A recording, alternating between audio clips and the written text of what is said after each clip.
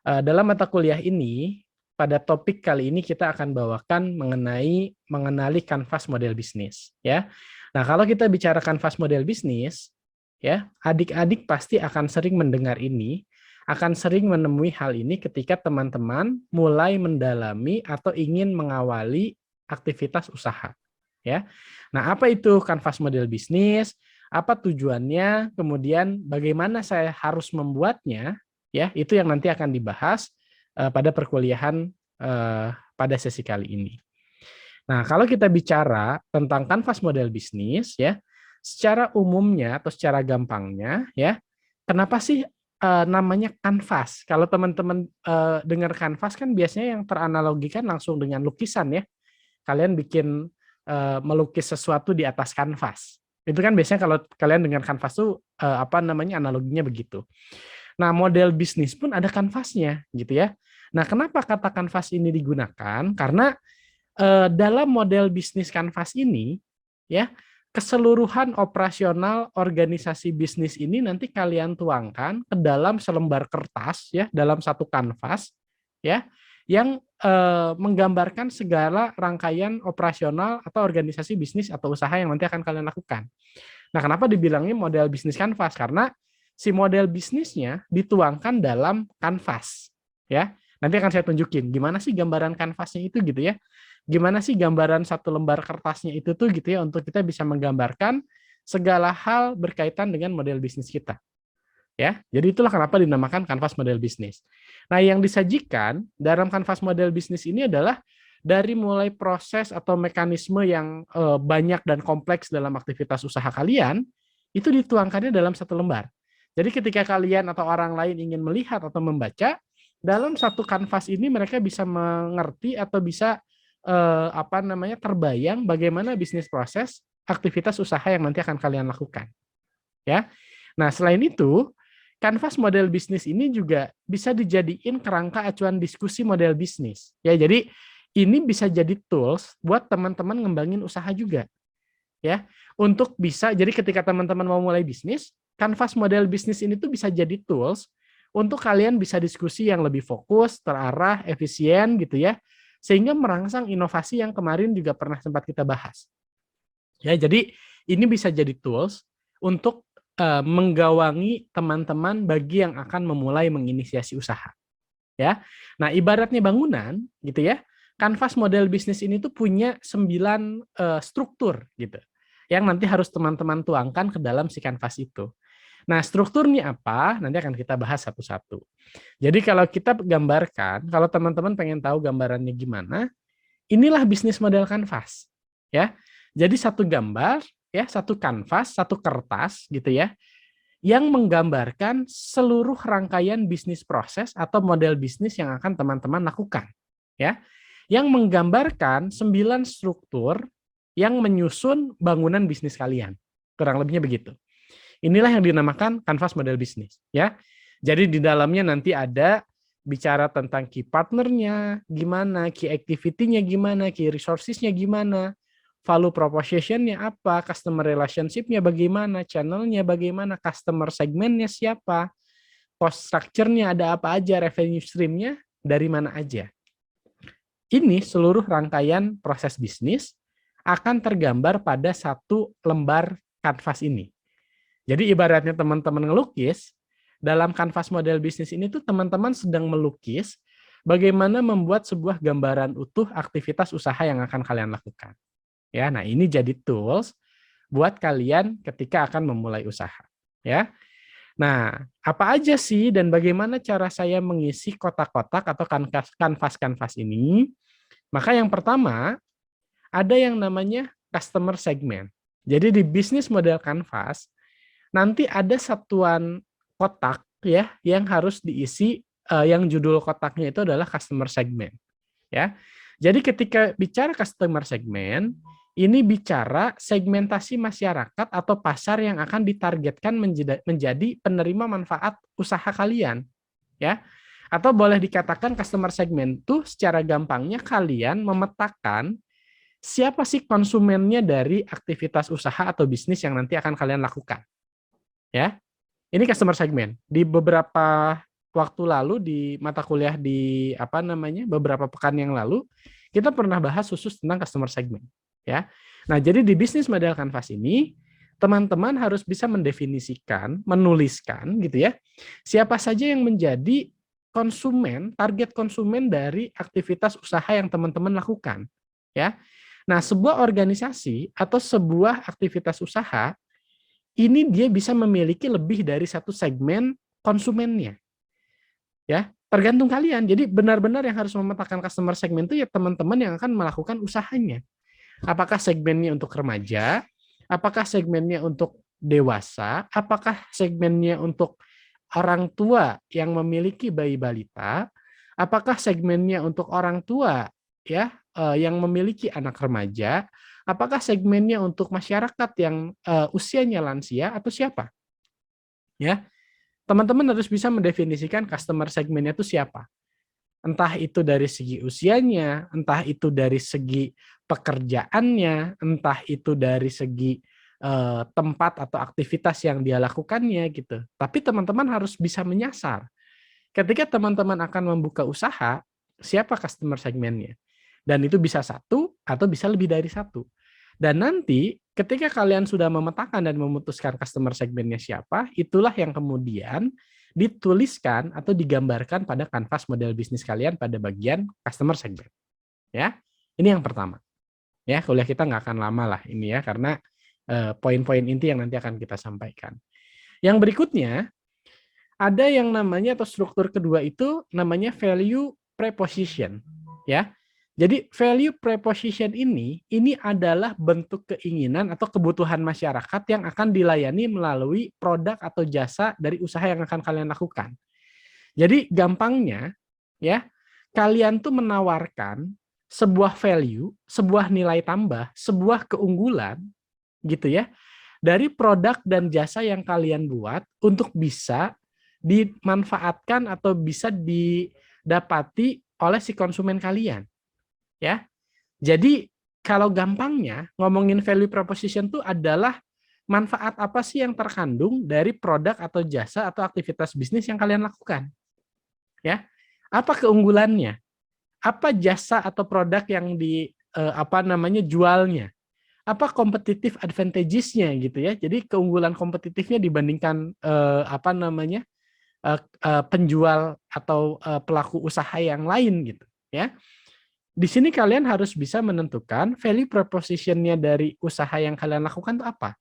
Baik itu dari segi jenis produk atau jasanya, dan juga bagaimana terkait dengan keunggulan yang terdapat pada produk itu, atau kalau tidak, berkaitan juga dengan value atau cerita yang berada pada balik usaha yang kalian lakukan.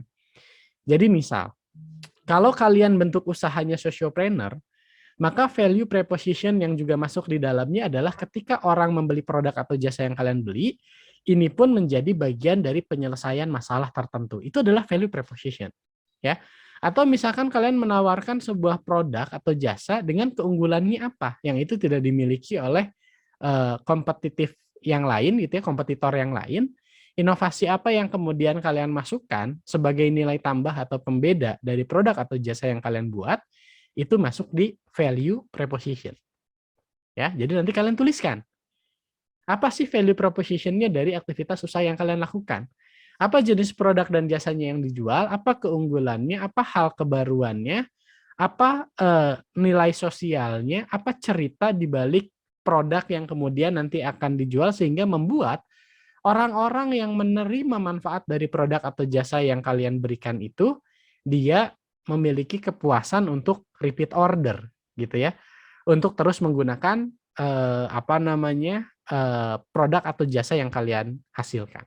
Ya, ini poin yang kedua. Kalian harus bisa menentukan value proposition dari jenis usaha yang nanti akan kalian lakukan ya, atau kalian inisiasi. Ya, nanti akan saya berikan beberapa contoh-contohnya. Yang berikutnya, teman-teman juga harus bisa mengisi atau struktur lain dari kanvas model bisnis ini adalah ada yang namanya channel atau kanal distribusi. Ya, jadi kalau kita bicara channel atau kanal distribusi, di sini nanti teman-teman bercerita ya, bagaimana kalian menawarkan value proposition tadi ya, nilai yang ada dalam produk atau layanan yang disediakan tadi sehingga bisa dinikmati oleh konsumen, baik secara langsung maupun tidak langsung. Nah, biasanya channel atau kanal distribusi ini tuh cerita tentang bagaimana proses komunikasi dengan konsumen gitu ya. Apa yang akan dilakukan, bagaimana proses kalian membangun komunikasi dengan konsumen. Bagaimana kemudian produk atau jasa yang kalian lakukan dalam aktivitas usaha kalian ini didistribusikan ya. Melalui saluran apa aktivitas produk atau jasa ini pun bisa dipasarkan. Inilah berkata atau bicara tentang channel ya. Jadi nanti dalam sebuah bisnis proses atau model bisnis, kalian harus menentukan nih, channel atau kanal distribusinya produk atau jasa yang kalian jual, itu tuh gimana caranya? Pendekatan komunikasi dengan konsumen ini gimana? Distribusi produk ini gimana? Penjualan, saluran penjualannya melalui apa saja gitu. Itu yang kemudian dituliskan pada kanvas model bisnis kalian. Jadi nanti ketika orang baca tentang kanvas model bisnisnya, oh dia bisa tahu gitu, oh ternyata kanal distribusinya produk atau jasa yang kalian jual ini tuh seperti ini loh gitu. Ya, jadi dia tertuang pada struktur channel atau kanal distribusi. Yang berikutnya ya, ada yang namanya customer relationship. Jadi customer relationship ini adalah bagaimana kalian sebagai pelaku usaha cara menjaga hubungan baik dengan konsumen kalian. Ya. Jadi gimana sih caranya biar ngebangun kepuasan pelanggan yang baik? Bagaimana kalian membangun komunikasi yang baik dengan customer gitu ya? Ini harus dituangkan dalam customer relationship. Ya. Gimana nih caranya biar engagement kamu dengan customer ini makin bagus gitu. Ya. Ini juga harus kalian bisa petakan. Yang berikutnya, kalian juga harus bisa menganalisis ya, harus bisa juga memproyeksikan ya revenue stream-nya dari mana aja. Jadi kalau kita bicara revenue stream ini adalah sumber dan arus pendapatan yang dihasilkan dari konsumen kalian gitu. Jadi kalian tuh melakukan aktivitas bisnis atau usaha ini, gampangnya ya kalau bicara revenue stream itu, pemasukannya tuh dari mana aja gitu ya. Pemasukannya tuh dari mana aja sih yang bisa mendatangkan penghasilan gitu ya untuk aktivitas bisnis atau usaha yang kalian lakukan. Apakah dari penjualan produk, apakah dari pendampingan, apakah dari pelatihan gitu ya. Dari mana aja gitu. Kanal-kanal pemasukan dari aktivitas usaha yang kalian lakukan terhadap value proposition atau produk dan jasa yang tadi kalian jual itu mendapatkan atau mendatangkan penghasilan. Ya. Jadi nanti kalian harus cerita nih, oh usaha saya tuh nanti revenue stream-nya dari apa? Apakah hanya memang dari penjualan produk aja gitu?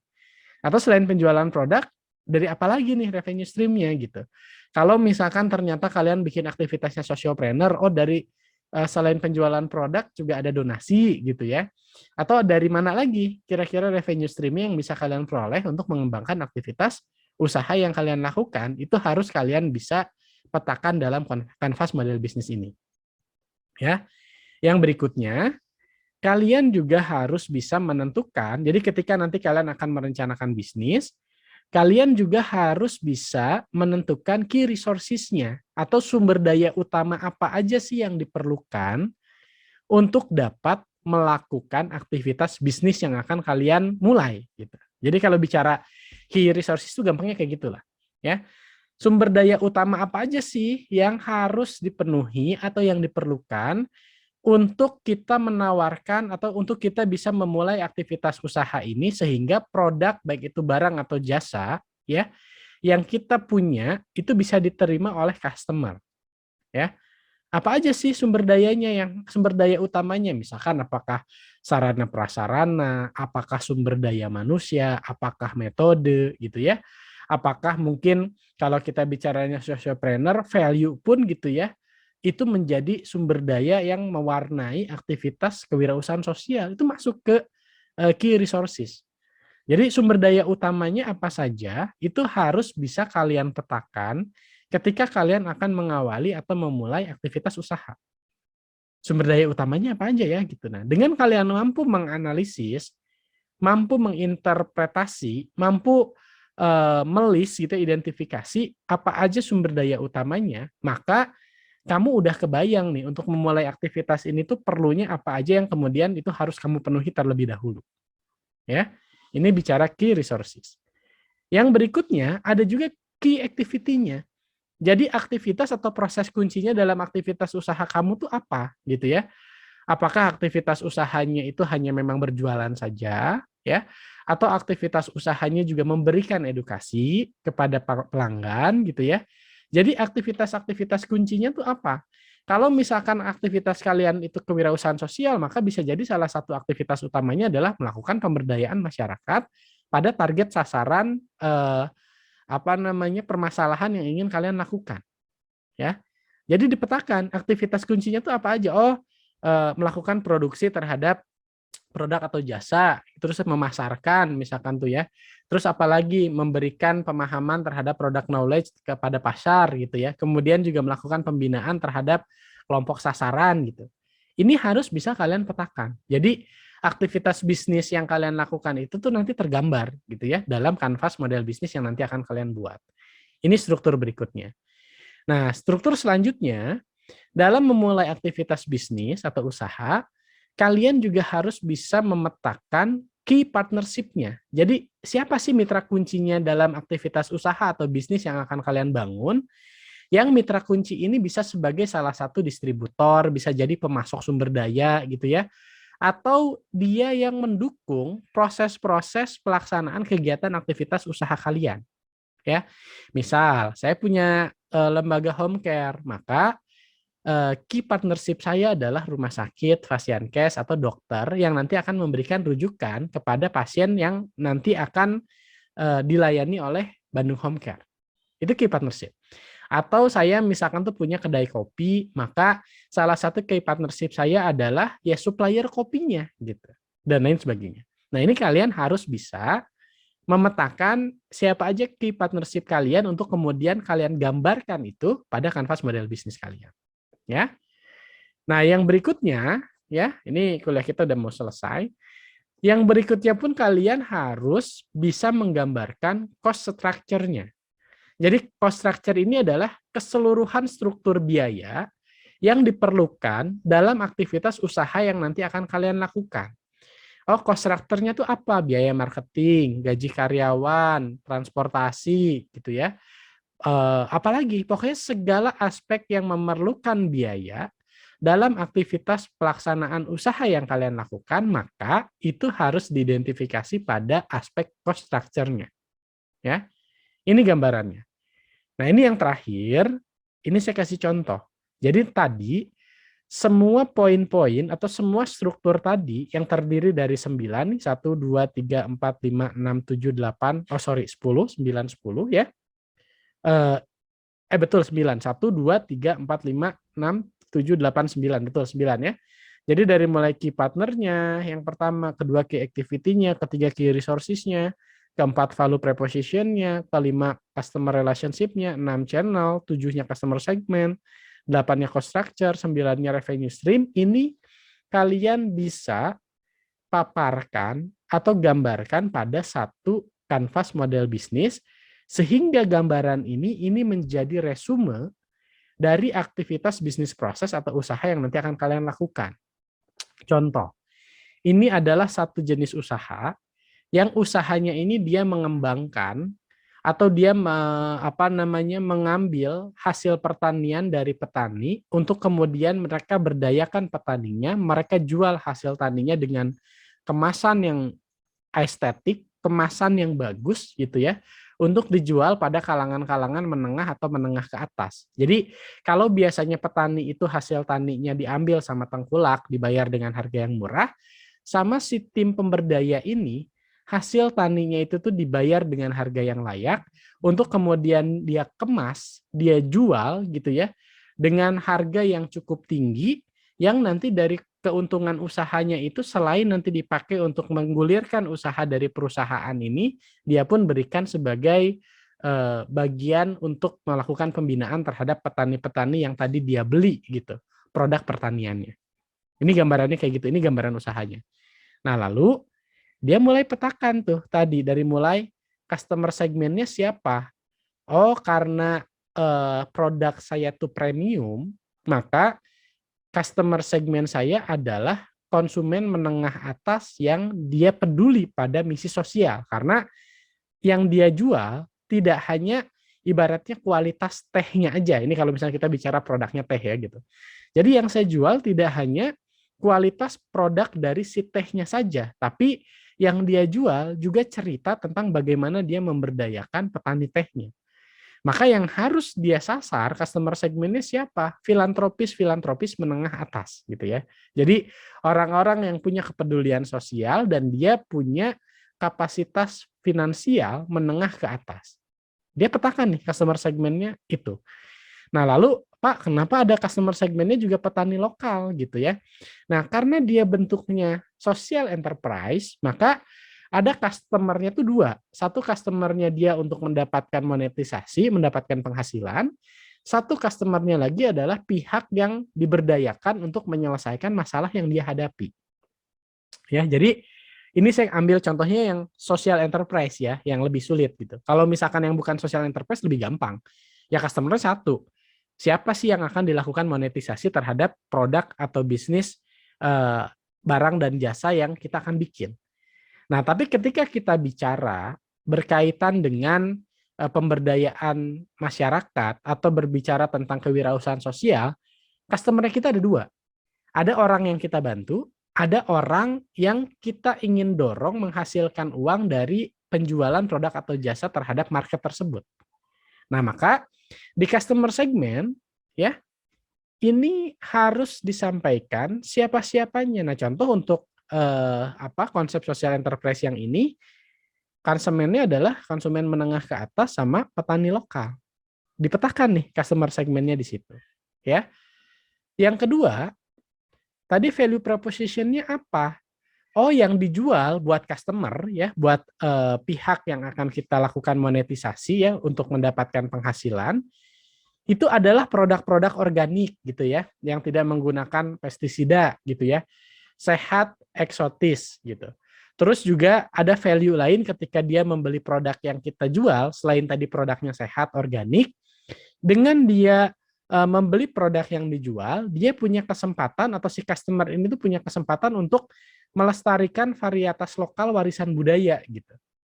Ya, jadi value-nya itu. Yang satu memang kualitas produknya kayak gimana, yang keduanya adalah dengan dia beli produk itu, dia ikut serta dalam melestarikan varietas yang dibangun sama si petani itu secara turun-temurun.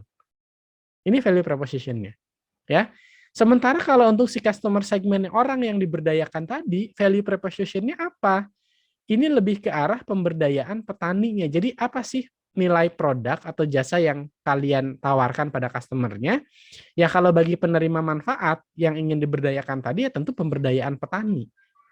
Ya, pemberdayaan petani pelestari varietas tanaman lokal. Karena dia memang ngambilnya dari hasil tanaman lokal, hasil tani dari varietas tanaman lokal ini dia ambil, dia kemas, dia packaging yang bagus, dia olah yang bagus, dia lakukan marketing yang bagus untuk dijual pun dengan produknya yang cukup tinggi. Bisnis prosesnya begitu. Maka customer segmennya seperti tadi, value proposition-nya dari mulai produknya bagus, ada nilai sosialnya, dan bagi penerima manfaat ini pun memberdayakan masyarakat yang memiliki masalah dari aspek sosial yang ingin kita selesaikan. Ya, ini contohnya. Nah, terus channelnya gimana? Oh, kanal-kanal distribusinya gitu ya, untuk kita bisa menjual produk hasil tani ini lewat kemitraan dengan supermarket, kemitraan dengan hotel, ya kita ekspor juga, maka kerjasama dengan eksportir ya, bikin juga pameran-pameran gitu ya, ikut pameran-pameran, kalau nggak bikin sendiri ya kita ikut, kita show up produk-produk ini di pameran itu, atau bisa melalui ya langsung datang ke kantornya beli produknya di kantornya. Ini yang dikatakan channel.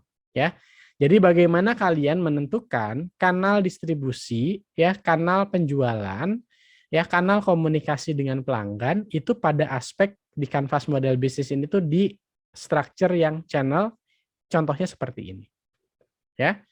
Nah, lalu bagaimana customer relationship-nya, gitu ya? Nah, customer relationship-nya untuk apa namanya customer yang tadi menjual atau membeli produknya kita, ya, maka kita akan melakukan layanan purna jual. Kita tanyakan kepuasan pelanggannya, kita berikan garansi gitu ya pada produk atau jasa yang ternyata gagal ketika diterima sama pelanggan gitu ya. Terus juga kita berikan juga brand story pada kemasannya, cerita atau narasi tentang bagaimana sih peran si orang yang beli ini tuh sangat bermanfaat bagi penyelesaian masalah tertentu gitu. Jadi ketika dia beli produknya, di produknya itu tuh ada tulisan bagaimana kontribusi yang pembeli ini lakukan terhadap pembudidayaan tanaman varietas lokal. Jadi misalnya di kemasannya itu ada tulisannya. Dengan Anda membeli produk ini, Anda sudah berkontribusi untuk melestarikan varietas tanaman ini yang dikembangkan oleh sekian ratus petani, bla bla bla bla gitu. Itu merupakan salah satu bagian dari cara kalian membangun hubungan atau engagement yang bagus pada customer kalian. Ya, kalian tentuin apa sih customer relationship-nya tuh yang nanti akan kalian bangun. Apakah ada layanan purna jualnya, ya, atau apalagi gitu. Nah, sementara bagi masyarakat yang diberdayakan, karena kan kalau kita bicara kewirausahaan sosial, customer-nya tidak hanya customer yang mendatangkan uang, tapi juga bagaimana kita memiliki hubungan yang baik pada customer yang kita berdayakan. Maka bagi para petani-petani itu, cara melakukan customer relationship-nya dengan cara apa? Pendampingan. Dengan cara apa lagi? Beberapa kali bikin forum-forum pertemuan, dengar pendapat gitu ya, diskusi dengan para petani itu. Nah, ini nanti kalian harus bisa petakan customer relationship apa sih yang nanti akan kalian bangun sebagai perencanaan bisnis yang kalian lakukan. Ya. Oke, tadi customer segment sudah, value proposition sudah, customer relationship sudah, channel sudah. Yang berikutnya apalagi yang harus kalian tentukan itu adalah key resources-nya. Jadi sumber daya utama dalam melakukan aktivitas bisnis sosial ini tuh apa? Oh, ada dana. Ini menjadi sumber daya utama. Apalagi inovasi ini menjadi keharusan. Kalau kamu tidak melakukan inovasi, produk ini akan tidak dibeli dengan harga yang tinggi. Dia akan jadi sama aja dengan produk-produk pertanian yang lainnya, yang nilai jualnya pun rendah. Maka sumber daya utama dari aktivitas usaha yang dilakukan apa? Inovasi pun itu bisa menjadi sumber daya utama. Terus apa juga? Trust. Trust juga bisa menjadi sumber daya utama. Kenapa? Karena kita beli dari petani. Ya, kita harus bisa menjaga kepercayaan petani itu agar mereka mau menjual produk itu gitu ya pada aktivitas usaha yang tim ini lakukan. Ya. Terus apalagi SDM pun itu menjadi sumber daya utamanya. Dan di luar SDM, cita-cita, value atau misi untuk menyelesaikan masalah sosial pun itu menjadi sumber daya kayu bakar untuk terus membakari semangat tim ini untuk melakukan aktivitas usahanya. Nah, maka ketika kalian bicara sumber daya kunci gitu ya, sumber daya utama itu bisa yang sifatnya tangible maupun intangible ya. Baik itu yang sifatnya bisa dilihat seperti peralatan, sarana prasarana, dana dan lain sebagainya atau hal-hal yang imaterial gitu. Seperti cita-cita, ya, seperti inovasi, ya, seperti kepercayaan. Ya, itu yang menjadi sumber daya utama dalam pelaksanaan aktivitas usaha yang contoh bisnis ini lakukan. Gitu ya. Nah, nanti kalian harus bisa juga memetakan di usaha yang kalian nanti akan rencanakan sumber daya utamanya apa aja ya gitu. Dan nanti kalian harus bisa jelasin itu. Ya. Kemudian yang berikutnya, kalian juga harus bisa cerita tentang activity utamanya. Ya. Key activity-nya, ya. Kalian harus bisa cerita tentang bagaimana aktivitas inti, aktivitas kunci, aktivitas utama yang dilakukan dalam proses bisnis ini.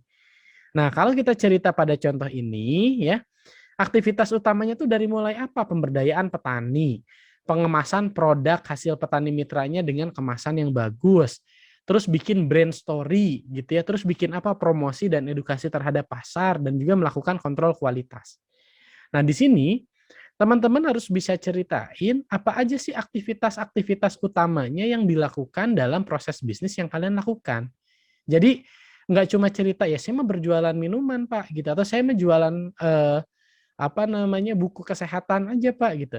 Jangan cuma jualannya, tapi apakah ada edukasi yang kalian lakukan gitu ya untuk berikan produk awareness terhadap masyarakat? Apakah ada promosi-promosi khusus?